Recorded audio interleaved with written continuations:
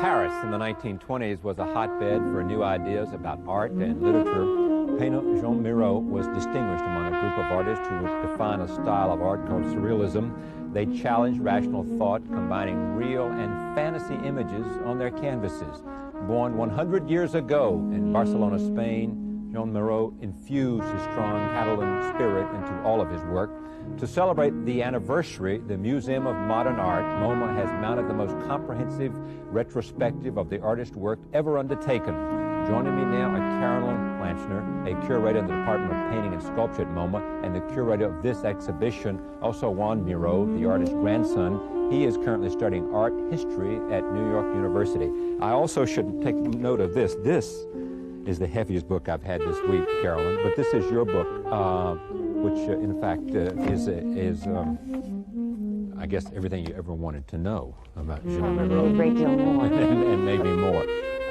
First, and when you think about great exhibitions at your place at MoMA, Museum of Modern Art here in New York, you think about Picasso and you think about Matisse. Is Miro in that pantheon? Well, I'm somewhat at a loss exactly how to respond to that, because I'd rather not make it an issue of major, minor. Okay. I think the most interesting and the most and rewarding way of looking at any artist is to think about what that artist has contributed to his or her time. And in that sense, Miro is very definitely up there with anyone. Okay, so answer the question, what did and what has Miro contributed to the times? I think that he has changed the way we look at the world around us.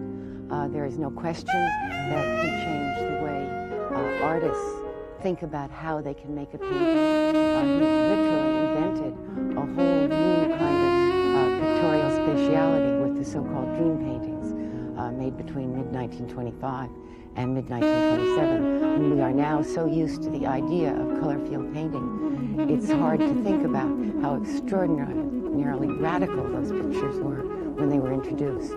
I only like to do this because this is a book by, in part, the co-author is Juan Miro. But what's interesting about the book, if I may do this, is just to show these photographs. Can you come in here a little bit? I just want to, it's interesting to me not only see the photographs, but also see the painter that we're talking about.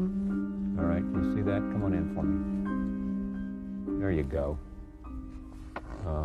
You might want to just say a few things about, tell me about your grandfather. Give me a kind of personal sense of this man and what Barcelona meant to him. Barcelona meant to him the capital of Catalonian art.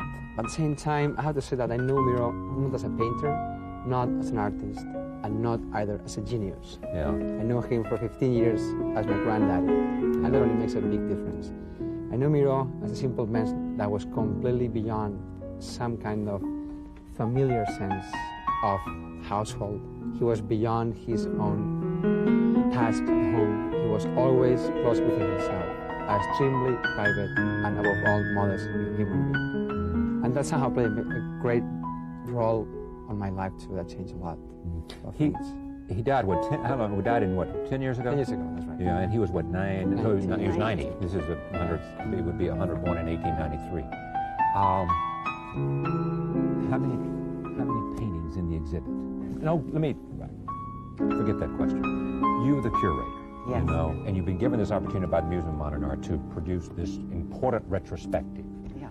How long does it take to do it? Where do you get the paintings? Because I was in someone's home recently who had one of the Matisse paintings that was in the Matisse Right. exhibit, and I thought, wow, I mean, you know, for a country boy from North Carolina, this was damn impressive.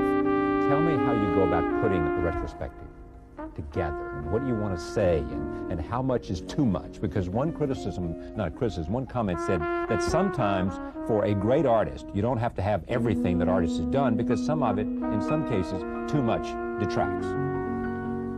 Well, to try to take in segments your various questions.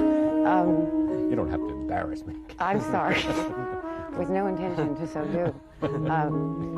It took about 3.5 years. I think any project of this scope takes about that long, and it's it's just too difficult, too complex to really describe, and it would bore everyone to tears or some parts But you of it call up would. every museum and every private collector that you know that has a major work, and you try to figure out if you You can go, get it. you try to find out where everything is that you're interested in. You go look at them, then you try to convince the collector that the project is worthwhile. Did you meet any failure in convincing someone that